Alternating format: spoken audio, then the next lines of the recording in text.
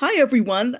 So glad you're here today. I'm Bené Wilson. I'm a former board member for the Society, and I am delighted that we have a wonderful guest for this month's webinar.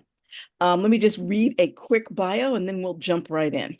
Annie Flodin has been with the Boeing Company since 2017 and joined the Historical Services team as a historian in 2019. She has a degree in broadcast journalism. Her passion is storytelling, which is why she loves running the Our History channel at Boeing's internal news site, Boeing News Now. I love that, Boeing News Now.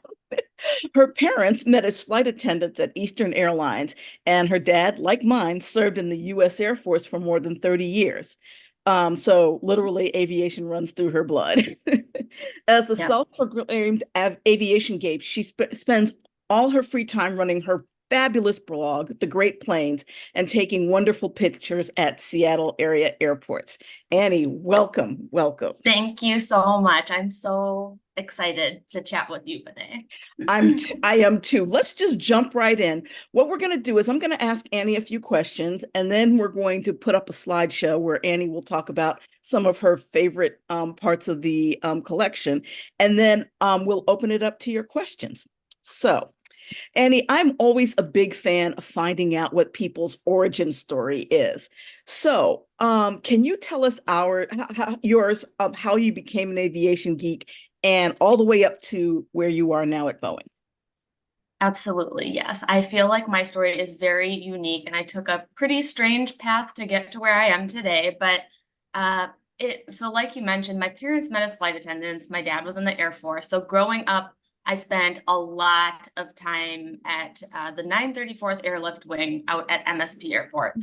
And I wasn't really into it at that time. I really took it for granted. And it wasn't until maybe 2015 or 2016 that I I was out on a walk in South Minneapolis where I lived. An airplane took off right over my head. I didn't realize how close I had gotten to MSP, and it just like a fire ignited inside me, and I became obsessed. I literally the next day started going to the airport almost every day with my phone and just like recording takeoffs and landings. And before long, I started to think, I wonder how I could make this into a career. And at the time, I was working in communications. I had gone to school at the University of Minnesota for journalism. And I did a few years in television news, followed by several years in various communications jobs, and thought maybe I could do aviation journalism. Maybe I could do something with storytelling and aviation. And that's when I met you. You, Bené. I started searching online. I think I just Googled aviation journalism, and somehow I ended up on your website. And I emailed you, and I'm like, I have no idea if this woman is going to write back, if she's even going to see this, but you seem so cool. So I did. And lo and behold, you wrote back very quickly, and you were willing to help me and help me on this journey. And I wrote a few pieces for your blog. I remember that, Aviation Queen. And then you were so gracious to help me make some connections at Airways magazine, where I wrote for a couple years. And I think that those things helped me to stand out a little bit when I started to apply to jobs with airlines and the Boeing company. Pretty much it was just airlines and Boeing, and was very, very fortunate that in 2017, I got a call from the Chicago office, which was the headquarters at the time, to come down and interview for a executive communications position. And so at the time, I was supporting the CEO, Dennis Muhlenberg. It was a very tough first job to have at Boeing, but I feel like it really toughened me up a little bit. I think I was a little naive going into it, but I think it ultimately helped shape me into a better person, a better employee. And while I was working there, so probably early in 2018, I saw a meeting notice that our company's senior historian, Mike Lombardi, who had been with the company for more than 40 years, was coming to speak. And I knew I had to be there.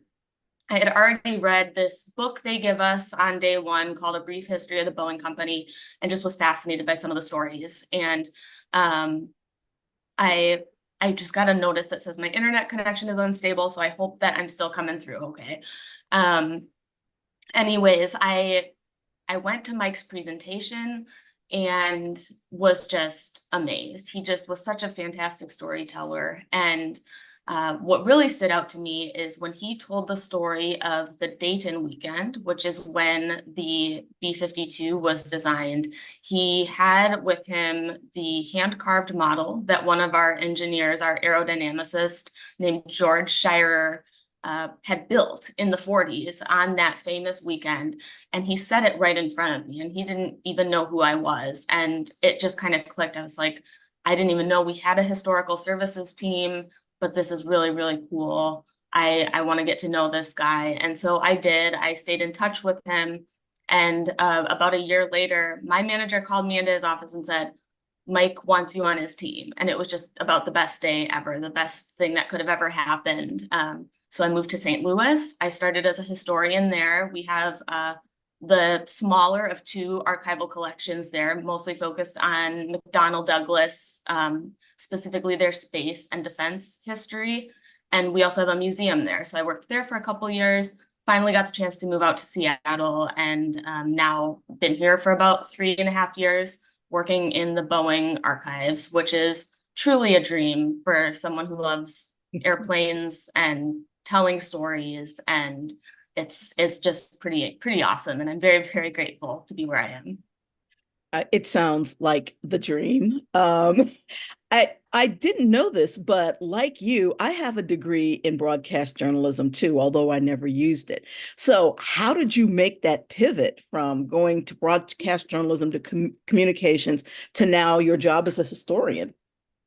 Well, I so back when I switched from television news to communications, it was a pretty smooth transition. I think for me during school, I actually gravitated more towards storytelling, and I wasn't really doing a lot of that at my role in news. I worked at KCTV down in Kansas City and up at WCCO in Minneapolis on the assignment desk. So I was really doing like high level planning for the broadcasts and sending reporters and photographers out to news stories. So I wasn't really kind of getting I don't know, fulfilling my passion for writing and for storytelling.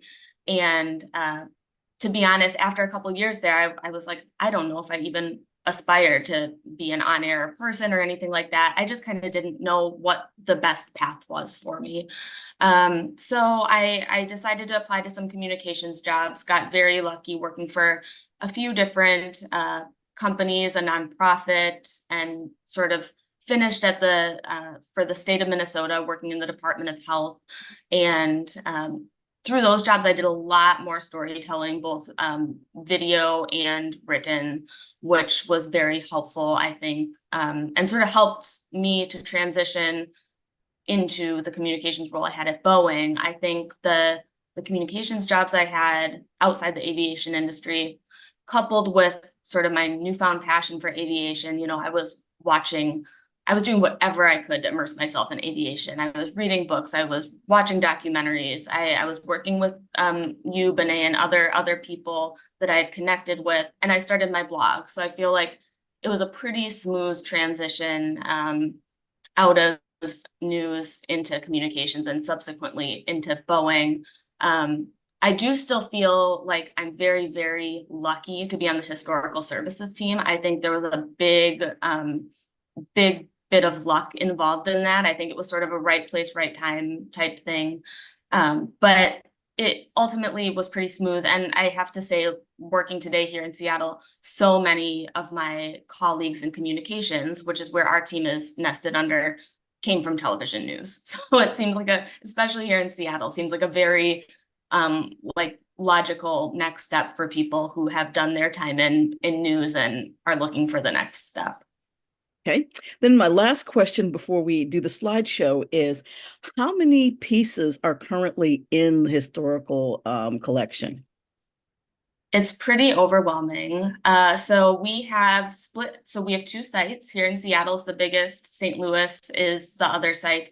Between the two, we have about 30 million artifacts dating back to the 1910s. So it's everything from handwritten correspondence from our leaders throughout the years, press releases, newsletters, financial ledgers, annual reports, models, photographs, motion picture film, you name it. And that honestly, 30 million artifacts covers so much more than just Boeing and so much more than just Boeing commercial airplanes. It's our military history. It's also the history of McDonnell Douglas, North American aviation, Stearman out of Wichita, Piasecki helicopters, who else? Howard Hughes. We have the Hughes Space and Communications and Hughes Aircraft history stored there. I feel like I'm missing one big one. Oh, Jeppesen, who is still a subsidiary today. So we have so much there. And those are just sort of the 8 big heritage companies that we have. There are so many other little ones that we've acquired over the years as far back as the 1920s. So it's pretty overwhelming. Our space is like 20,000 square feet with Oh, 100 rows of movable shelving, and a cold room where our motion picture film and negatives are stored. And that room in and of itself is massive. And yeah, it's sort of like a wonderland, a very overwhelming wonderland for someone who loves airplanes and aviation. all right. Well, we're going to get into the slideshow now. And while Okay. I'm setting it up, I would like to offer a warm welcome to Rachel Cole, who is the head of the Northwestern University Transportation Library. I had a chance to go and do a tour with her last month, and it was such a huge highlight. So, Rachel, thank you so much for being here today. Thank you so much for putting this together. I'm so excited to see and learn more from Annie. And it was so nice to have you at our library, Benay. I was so glad that you were able to visit. Thank you. All right, let's go ahead and get started. This is a slideshow. We're going to be talking about some of the things that Annie enjoys from this collection. So the first one is Pan Am, Boeing, and the 747. Anyone who knows me knows I am crazy about the 747. My first flight was on a Pan Am 747. So Annie, talk to me about this particular photo. Yeah, so this is whenever someone asks me my favorite photo in the archives, it's this one. It's pretty widely shared. But to me, it just speaks volumes as to what so one trip of Pan Am wanted an airplane 2.5 times the size of the 707 that you see there in the foreground. And so seeing that size difference right there in a single image is really moving. And the Pan Am Boeing relationship is just it goes so far back into the 30s. And you know, I'm so sad that they're not around anymore, because I'd say like most all of my aviation memorabilia here at home is related to Pan Am. But the story is fantastic, and they were such a loyal customer and valuable partner to us over the years. And the 747 story is one of my absolute favorites too. All right, next. Okay, you have this 727 model. Last I checked, it did not look anything like this when it finally took to the skies. So let's talk about how we went from this model to what actually was flown by airlines around the world. Yeah, so this, for whatever reason, when I started in our Seattle archives, I immediately gravitated toward this model. My entire team knows it's sort of my little baby. Every morning when I walk in, I go and give it a little pat on the nose. I call it Old Chalky because it has sort of, you can't really see it in this picture, but it has this sort of chalky-like paint on it. And it's from the 50s, the late 50s. So it's very old, made out of wood. But back, so in the mid 50s, late 50s, after the 707 entered service, airlines were already starting to ask for something a little bit smaller than that, something that could serve on shorter runways, shorter routes. And so Boeing put together 3 design teams, each of them sort of focused on the wants and needs of a particular customer. And there were really 3 distinct designs, either twin engine like this, 4 engines, or 3 engines. And ultimately, as you all know, the 3 engine design is what went into production. But this, I just get such a kick out of this model because the wing is so far forward, the engines are like up there at the nose, and it just looks so funny. It looks like a sort of strange 737 long before that even went into service. And yeah, that's what makes the Boeing archives very special to me is the models and the drawings for all of these things we didn't build. There are a lot of very strange looking airplanes, things that say Boeing 757 that looks nothing like a 757, a lot of stuff like that. All the weird 747 models, the true double decker. We have one where the hump is on the back, just very strange designs. But they all have a story, and it's a little overwhelming because I'm trying to learn all of them, but it'll take some time. This plane to me looks like if they have too many people sitting in the back, it would tilt right It back. does. I know it looks like ready for a tail strike for sure. Okay, next we have the story of the B-52, military brat like you. So my Yeah, dad's one of his last assignments was working at the flight line as deputy base commander at Edwards Air Force Base. So that's so cool. yeah. So talk about this one. Yeah, so this is a staged reenactment that they took after this plane was actually designed. But the story of the B-52 is one of my favorites because my dad started his career in the Air Force as a navigator on the B-52. And like I said, that model, so this gentleman on the left is George Schreier. He was our chief aerodynamicist at the time. And he is holding the very model that he sculpted himself in a day out of balsa wood. That same model is the one that Mike set in front of me at Boeing in Chicago. And so it just like full circle, very special. But so Boeing had designed the B-47, which is a very special story as well. That was the world's first large swept wing multi-engine jet, and actually sort of laid the framework for all of the large airplanes that we fly in today. That basic principle of the swept wing and the engine suspended from pods called nacelles instead of being in the wing themselves. And so George Schreier was heavily involved in that project. And then a couple years later, Boeing was ready to present this design to the US Air Force for what would become the B-52.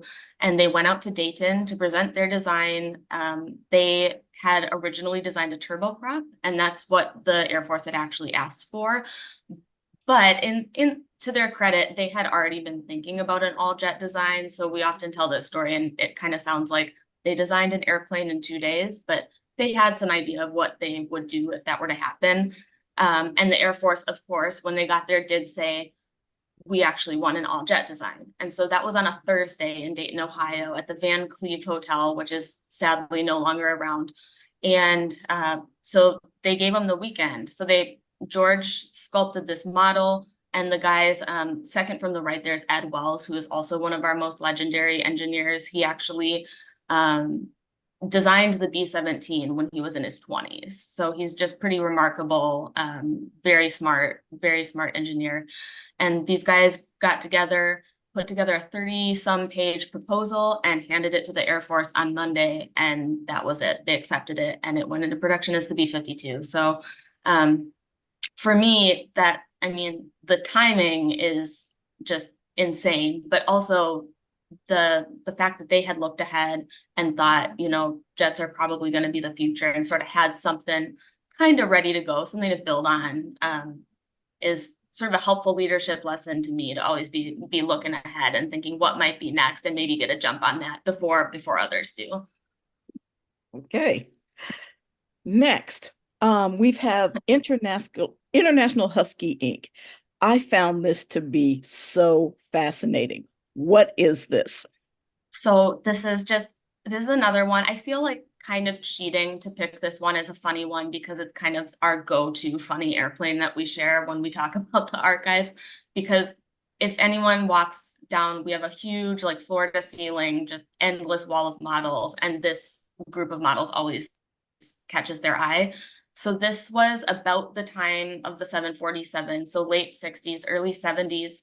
And Boeing was working with GM, and specifically their former president and CEO, a guy named Ed Cole, on this modular family of transport cargo airplanes. And so it was more than just the airplanes. What Ed Cole was pitching was this entire system. So terminals would have a specific Husky facility. They would have Husky trucks. They would have Husky shipping containers, and it would all work together. And you would just, as you can see here, use it to ship things as big as cars. And what's interesting to me and why it looks so funny is that it uses this lifting body principle where the fuselage itself is sort of shaped as though it were a wing, and so it gives it extra lift. Unfortunately, it didn't really pan out. Part of the reason that the program got canceled was there is a guy named Bernoulli, who I continue to confuse his name with Bernoulli, but is definitely a different person. This Bernoulli guy had designed a lifting body airplane probably 50 years earlier, a long time ago. And one of them, even in the 20s, actually flew a little propeller plane, but there was some controversy with that for sure. And so Boeing just kind of bowed out, and that was the end of it. But one of the reasons that I love it, not just because of how funny it looks, but you can see here the family of airplanes were labeled, were going to be called sort of funny little cute names. The main one was Husky, the big one was the King Husky, or the Husky King, and then the Husky Pup was the little one. And so pretty funny design. They were pitching that it would have been even bigger and better and a more effective freighter than the 747 freighter, but ultimately it did not come to fruition. Well, I'm glad you shared this. I really thought this was so fascinating. So okay, next. This one I just loved. During Me too. economic downturns, Boeing went into the furniture manufacturing business, among other weird things. So talk to me about how this came to be. Yeah, so the furniture is definitely one of our more interesting stories and interesting things that we built.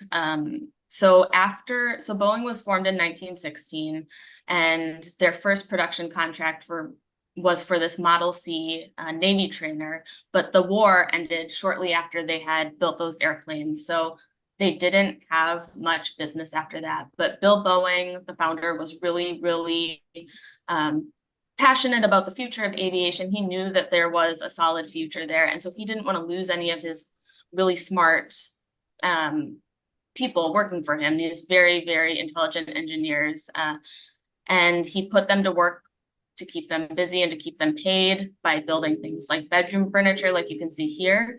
They built these flat bottom boats called sea sleds that were sort of marketed as the Cadillac of the seas. They were really fast.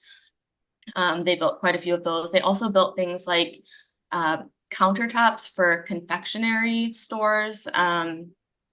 I think they may have built bathtubs, but I might actually be confusing that with something else. But just anyways, a wide array of very strange things, particularly things that would make use of the woodworking skills of the people that were there at the time.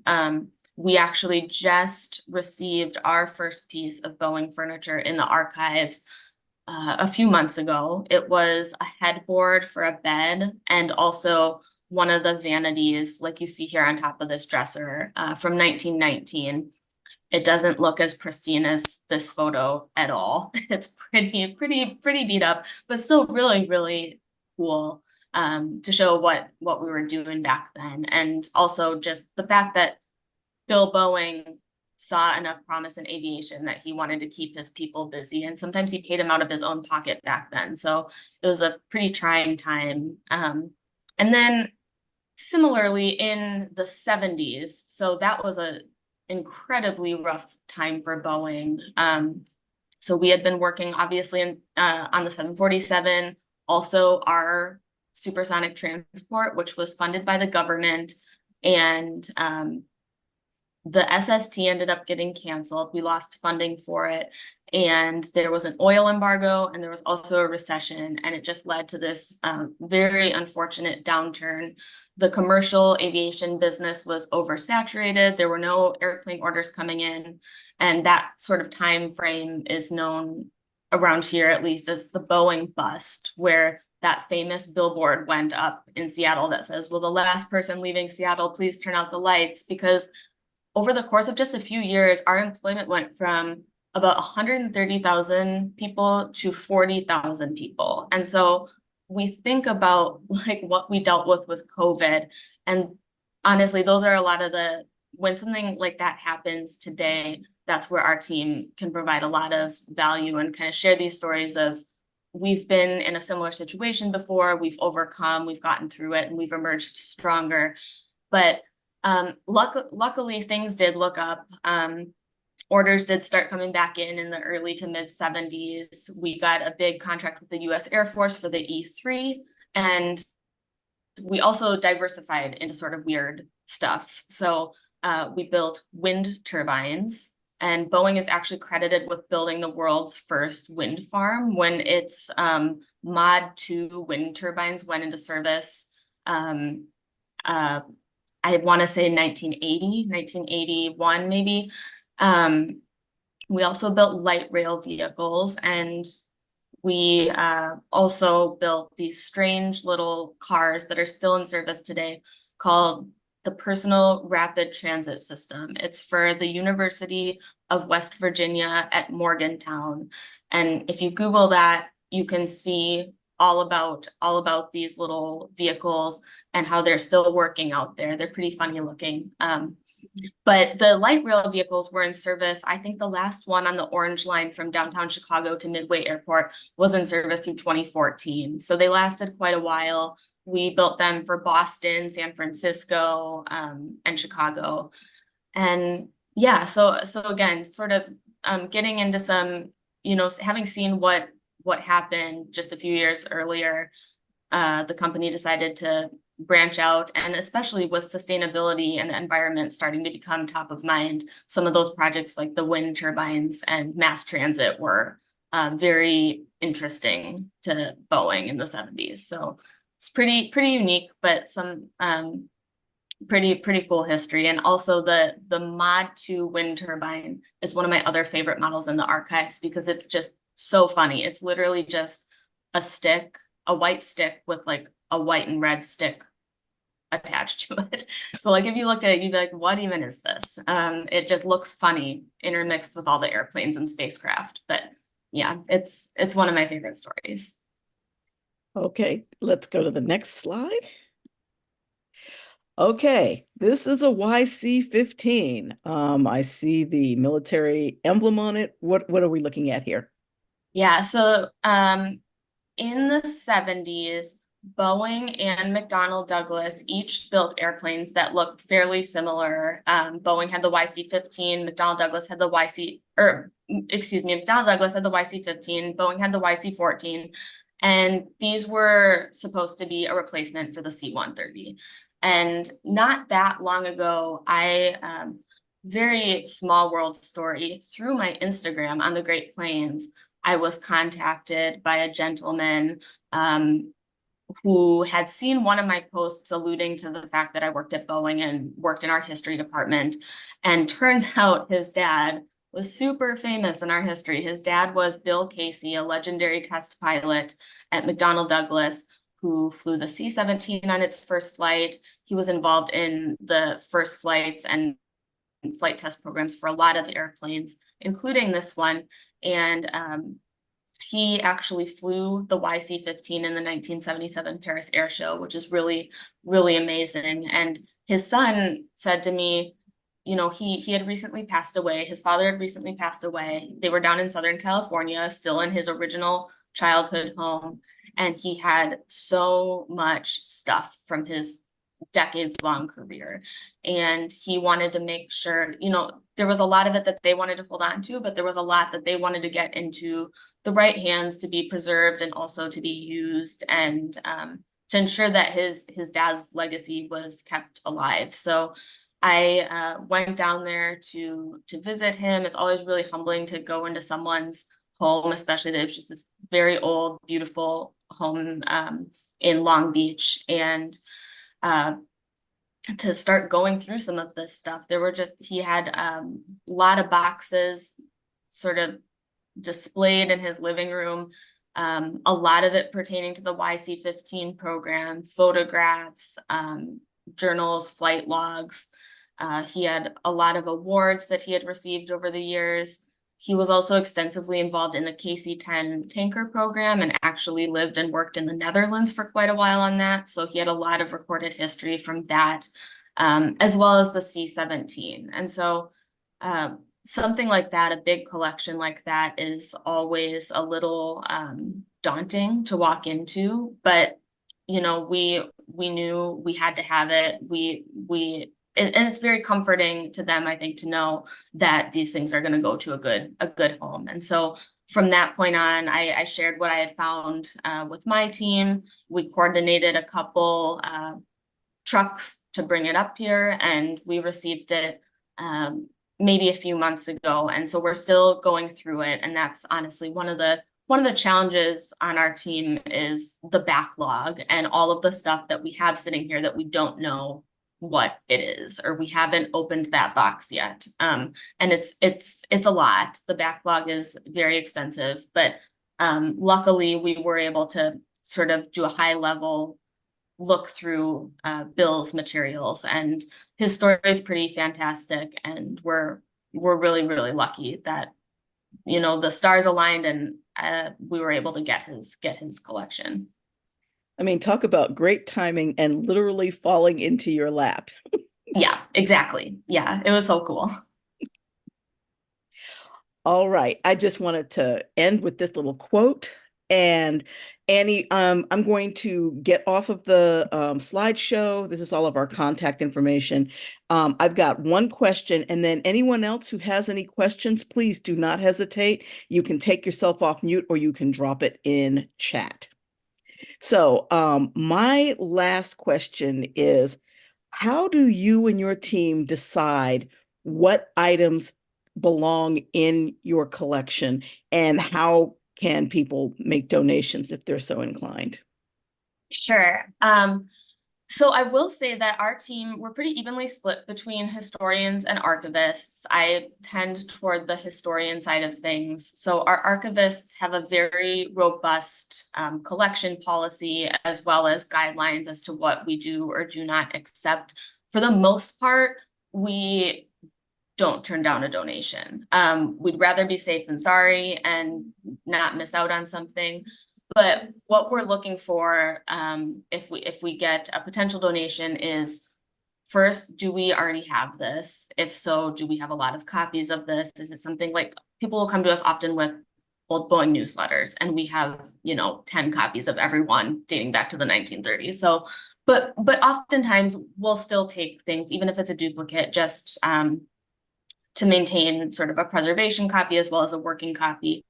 But besides whether or not we have something, we're looking for things that have enduring business value, or just value to aerospace history as a whole. Our collection, we call it a working collection because it's not just things sitting on shelves. We serve the company in so many different ways, primarily engineering.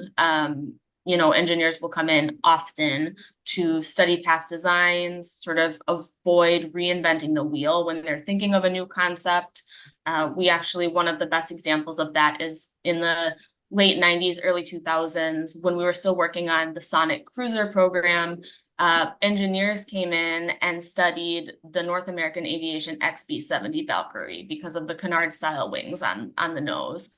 So it's the stuff we have proves very valuable to the company. We also work very closely with sales and marketing. So anything that is going to come in that could support those teams are very interesting to us, and things that we definitely want to hold on to. But yeah, for the most part, you know, people come to us. It's not every day, but every once in a while we'll get someone coming in with a donation. I think it's getting fewer and farther between, just because of things having shifted to the digital age, which is another struggle for us. It's, believe it or not, harder to figure out how to store digital stuff than it is stacks of paper. So that's definitely a challenge for our team. But yeah, it's pretty likely that we'll take a donation if we see that it'll prove valuable either to ourselves as researchers or one of the key functions that we support. And in terms of making a donation, so on our website, Boeing.com, if you go to the history section, which I think is linked at the top, at the very bottom of that page, there is a little blurb that says, if you want to inquire about donating something to the Boeing archives, send an email here, and it's our little group inbox, historicalservices@boeing.com, and we will get back to you shortly. But yeah, always glad to hear about a potential donation. Okay. Did anybody else have any questions while Annie is still here? Annie, this was really cool. I really loved hearing about your collection. It's so fascinating, and you really do have a dream job. It's really rare that I say that to other people because I love what I do so much, but you do such cool work. I was curious to hear more about the archive's public presence. Do you serve the public? Like, can people write in with questions? And more about your outreach, like exhibits and that sort of thing. Yeah, so I'd say primarily we are serving Boeing internally. That's sort of at least the bulk of what we do and the bulk of the requests we get. We do work with the public, particularly authors, researchers, academics, things like that. We will welcome people. It's sometimes can be a bit of a tedious process to get external guests into the collection, but we will welcome people like that every once in a while. We had some authors in not that long ago. And in terms of sort of external and public outreach, that's something that we're working on. So we do have, as I mentioned early on, we have a small museum in St. Louis that's sort of attached to our main campus there at Lambert Airport. It's called the Prologue Room, and it's primarily tracing the history of McDonnell Douglas, but also goes into post-merger, so like 1997 on. And we have a really awesome teammate there who is sort of our exhibits and museum specialist. So she oversees that museum. And also whenever we are asked to support an exhibit elsewhere, she will sort of serve as the point person for that. We work with museums quite often, the Museum of Flight being one of them. In fact, a lot of people assume that we are the Museum of Flight. People donate things to the Museum of Flight thinking they're donating it to our team. And so we have there's a lot of overlap between our archival collections, things that people have donated to us or to them and meant it to go to the other one, which is fine, but we work with them very closely. In terms of external museums, we do have a lot of artifacts on loan to various museums or donated to various museums. I'd say in terms of aircraft itself, which is our biggest artifact, we have a lot down at Pima, as well as obviously here at the Museum of Flight. But public outreach is something that we're actually in the early stages of sort of revamping and sort of rethinking.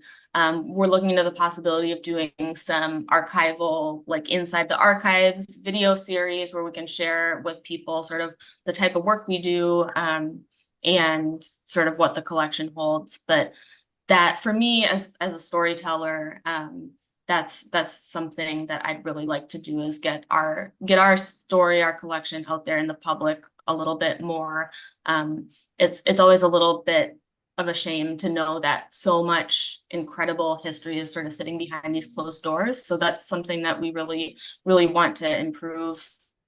And then I know I've mentioned earlier working on this news channel called Our History. So Boeing has this internal news website, Boeing News Now, and I oversee the history channel where we usually share 1 to 2 stories a week. And oftentimes we're able to make those external. So we try to promote that history as best we can. We do a little series called Inside the Archives there as well. So we're working on it, but there's a lot to be done in terms of sort of the public outreach side of things.